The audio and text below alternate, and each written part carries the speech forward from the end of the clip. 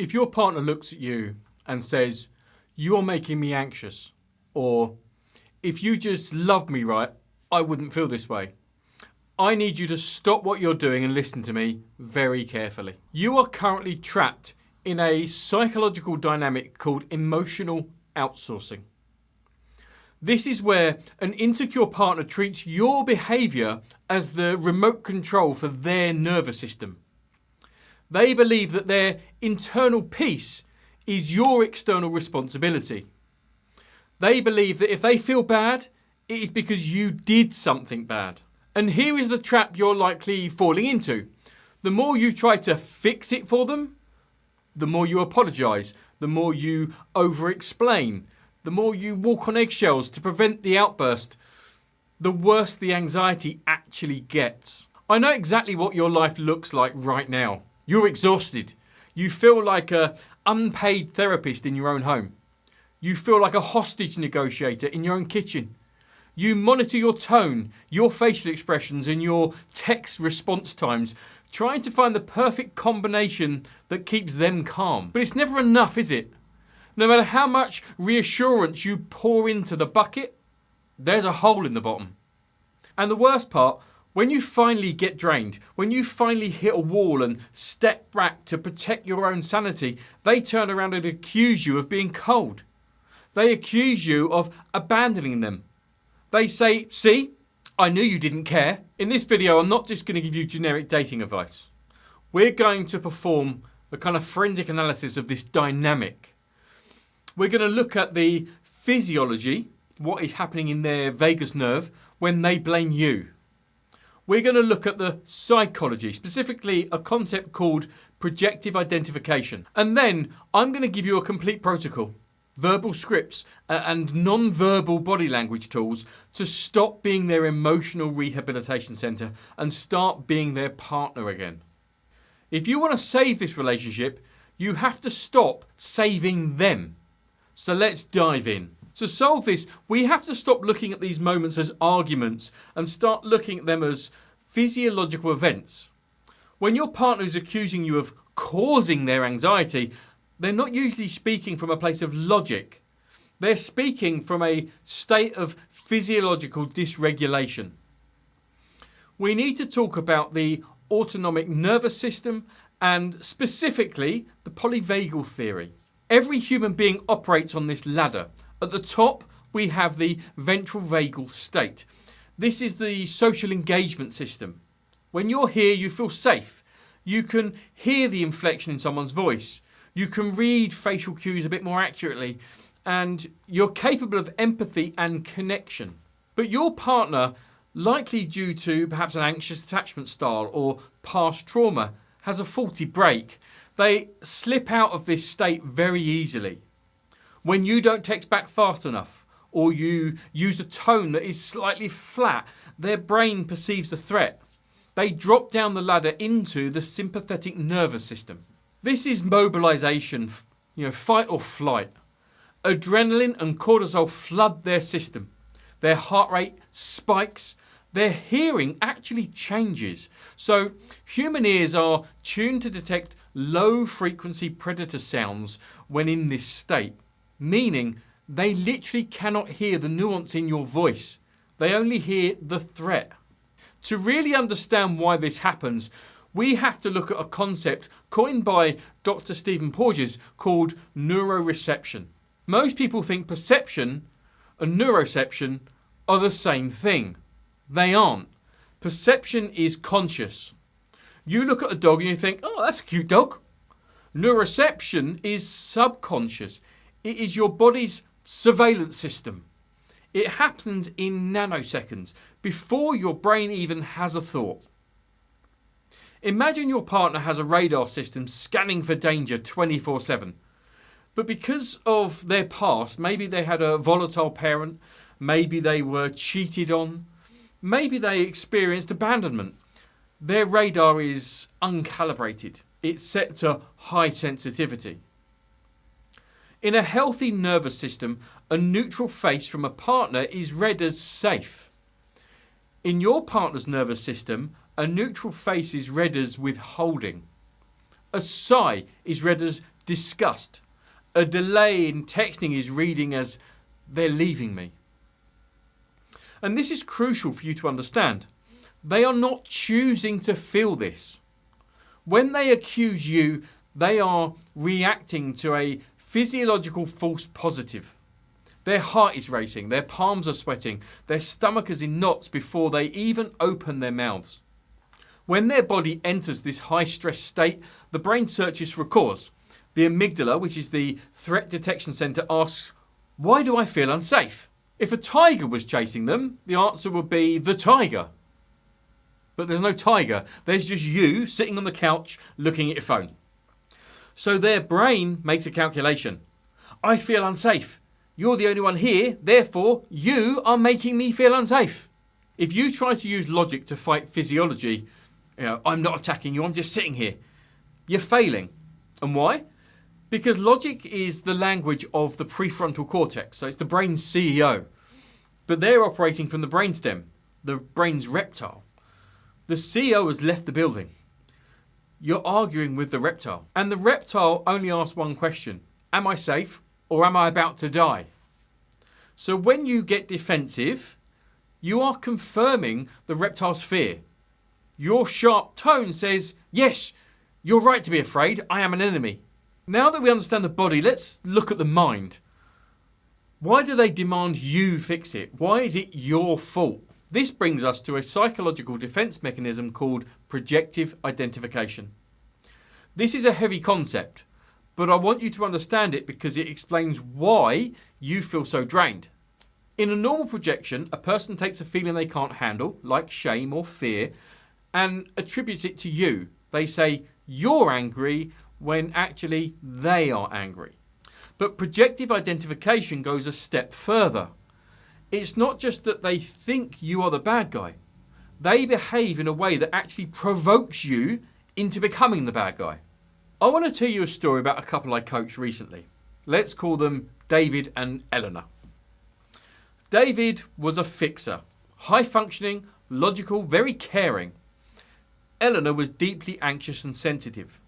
Every evening, David would come home from work, exhausted. He would walk through the door, drop his keys, and just want 15 minutes of silence to decompress. But the moment the door opened, Eleanor's neuroception would spike.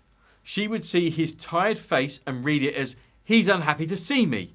She would immediately ask, are you okay? You seem mad. David, just tired, would say, I'm fine, babe, just a long day. Now, watch the projective identification kick in. Eleanor doesn't believe him. Her anxiety says danger, so she pushes. You're not fine. You didn't even kiss me hello. Did I do something? David sighs. He goes to the kitchen. Eleanor, please, I just walked in. I'm not mad. Eleanor follows him. Now she's panicked. See, you're walking away from me. You always do this. You shut down. Why can't you just talk to me? Now, David's heart rate is rising. He is entering his own sympathetic state. He starts feeling concerned. He snaps. He slams a glass down on the counter and yells, because you won't let me breathe. Can I just have 5 minutes of peace? In that exact second, Eleanor's face changes. She doesn't look scared anymore. She looks vindicated. She says, wow, you don't have to scream at me. You have such anger issues. Do you see the transfer? In the first minute, Eleanor was the one full of chaotic energy. David was neutral. A few minutes later, Eleanor is now calm, relatively, and David is the one exploding. She successfully transferred her internal chaos into him. She couldn't handle her own anxiety about disconnection, so she poked and prodded him until he disconnected. Now the problem isn't Eleanor is insecure, the problem is David yells. She has successfully outsourced the problem, and David now feels guilty. He spends the rest of the night apologising for yelling, while the original issue, her inability to self-soothe, is completely ignored. If you're watching this, you're probably David. and you've been apologising for slamming the glass for years, not realising that you were pushed into it. We have to break this cycle. And we don't break it by explaining more. We break it by differentiation. So how do we stop this? Before you say a single word, you have to change your energy. Now, as a communication specialist, I can tell you that 70 to 90% of this interaction is non-verbal. Remember the nervous system ladder? When they're in fight or flight, their mirror neurons are scanning you. If you get defensive, cross your arms, frown, look away, their brain screams enemy. If you get frantic, high-pitched voice, fast talking, pleading hands, their brain screams unsafe chaos. You need to become the anchor. You need to embody the energy of a deep-rooted tree in a storm. The storm is happening around you, but it's not really moving you. Here is the step-by-step physiology of the anchor stance. I want you to practice this in the mirror. So, step 1, ground your feet. When we are anxious, we pace or we shift our weight. This signals instability. So, plant your feet shoulder width apart. Do not move them. This tells your brain that you are safe, and it tells their brain that you're not fleeing. Step 2, open front. Your instinct will be to protect your vital organs. Crossing arms, hunching over. You must override this. Expose your chest. Keep your hands visible and relaxed by your sides or loosely clasped. This is a ventral vagal signal. It says, I'm open. I'm not hiding anything and I'm not attacking. Step 3, control the blink rate. When we panic, we blink rapidly. It's a startle response. Consciously slow your blinking. This is a high status, high control signal. It lowers the temperature in the room. Step 4, voice drop. When they accuse you, your throat will tighten and your pitch will go up. But I didn't do that. You need to drop your chin slightly and speak from your diaphragm, not your throat. A lower, slower resonance is biologically soothing. It triggers a calm down response in the listener. Now, we've talked a lot about the explosive partner, the yeller, the accuser. But there is another side to this coin that is equally damaging, and it often happens when the fight response fails. This is the dorsal vagal shutdown. This is the bottom of the nervous system ladder. Sometimes your partner won't yell. They will just go cold. The silent treatment. They will stare at the wall. They will curl up in bed in the fetal position. They will look at you with dead eyes. This is the freeze response. It's the body's last resort when it feels trapped. It's a simulation of death. If your partner does this, you probably panic even more than when they yell. You try to provoke them into reaction. Say something, why are you ignoring me? You need to understand, in this state, their social engagement system is offline physically. The muscles in the middle ear that filter human voice have relaxed. They literally perceive your voice as background noise. The muscles in their face that control expression have gone slack. If you try to force them to talk in this state, you're banging on a locked door. The anchor strategy works here too, but it requires even more patience. When they are in dorsal, you cannot demand engagement. You have to offer presence without demand. Your body language shouldn't be open and engaging. This feels too big for them. It should be low and slow.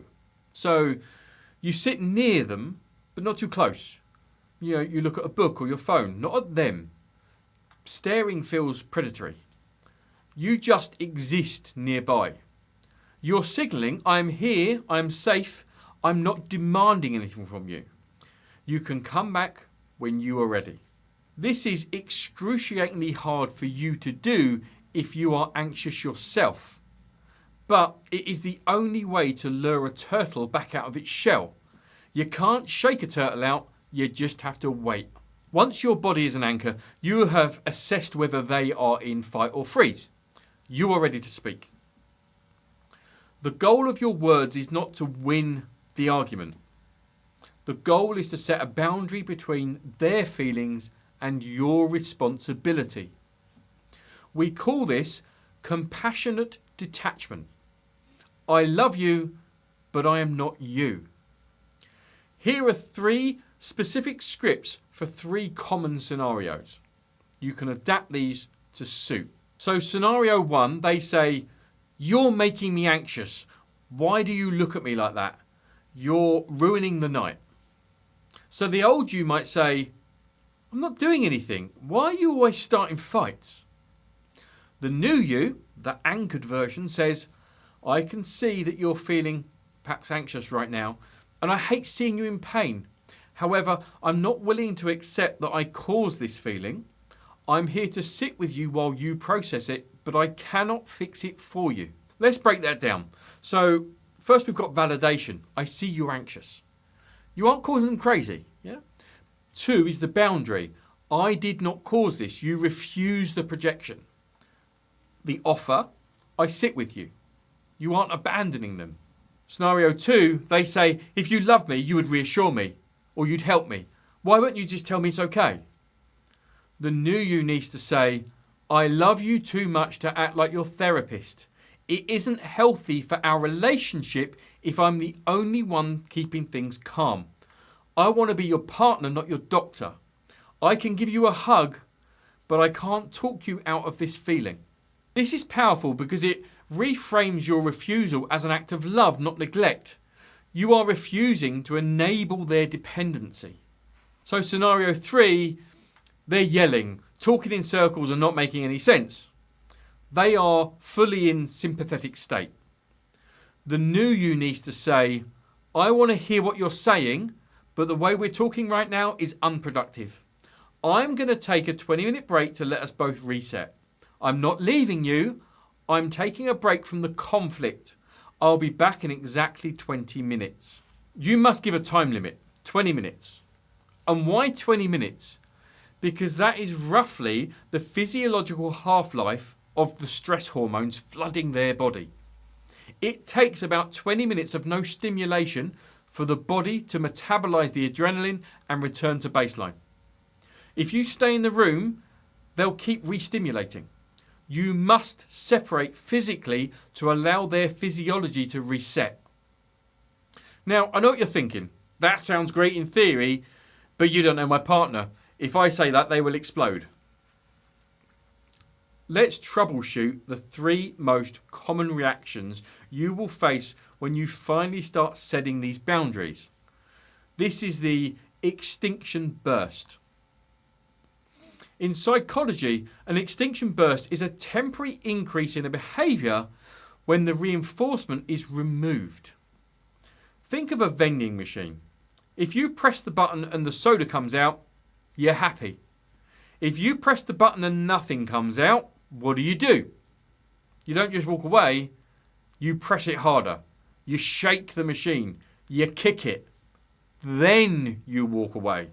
When you stop being the vending machine for their reassurance, they're going to shake you. So objection 1, you're abandoning me.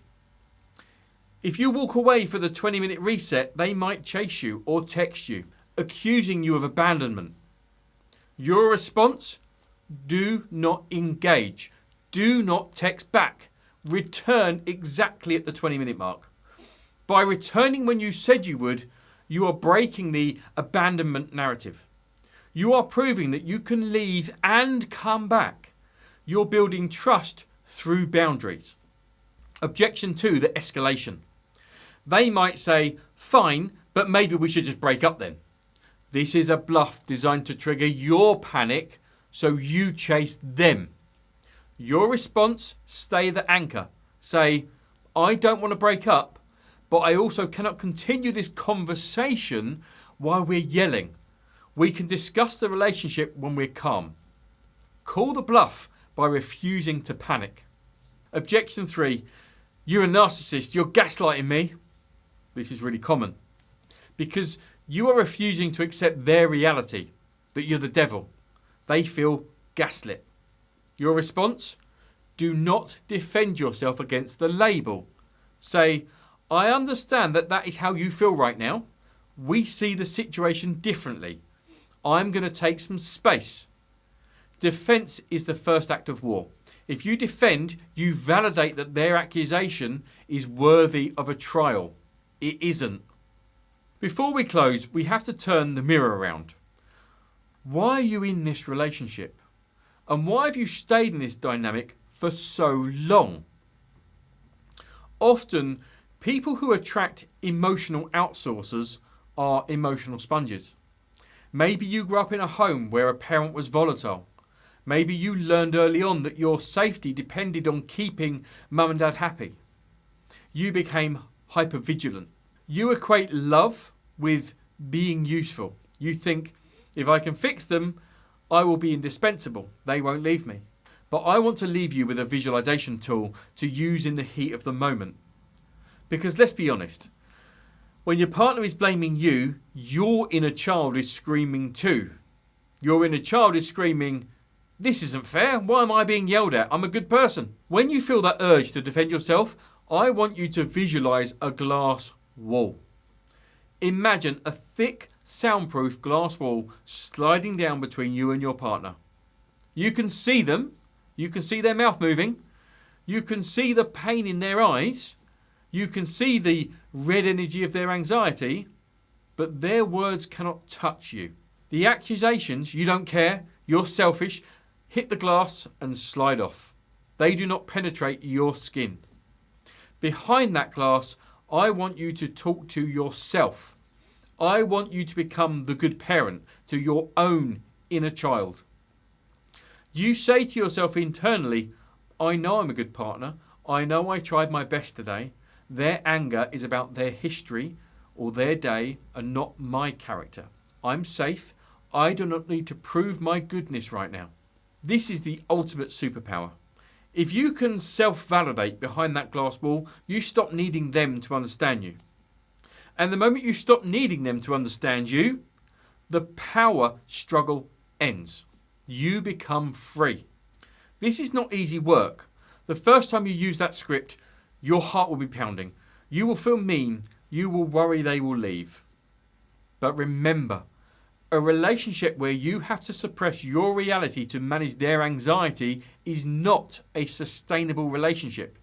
It is a slow motion breakup. You are doing this to save the relationship. You are doing this to save yourself. If you want to go a bit deeper into nonverbal communication and how to read the hidden signals in your relationship, make sure you're subscribed. So guys, if this video has resonated with you today, go down to the comments, whack in there, I am the anchor. And if there's any topics you want me to cover in future videos, please do drop it in the comments.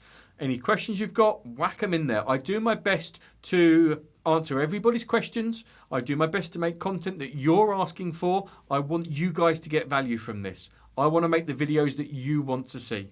And if you want to work with me on a one-to-one basis or in some of my group sessions, or perhaps you want me to work with you guys as a couple, I can do that either face-to-face if you're in the UAE or online if you're elsewhere in the world. In the meantime, stay safe guys, take care, and I'll see you on the next video.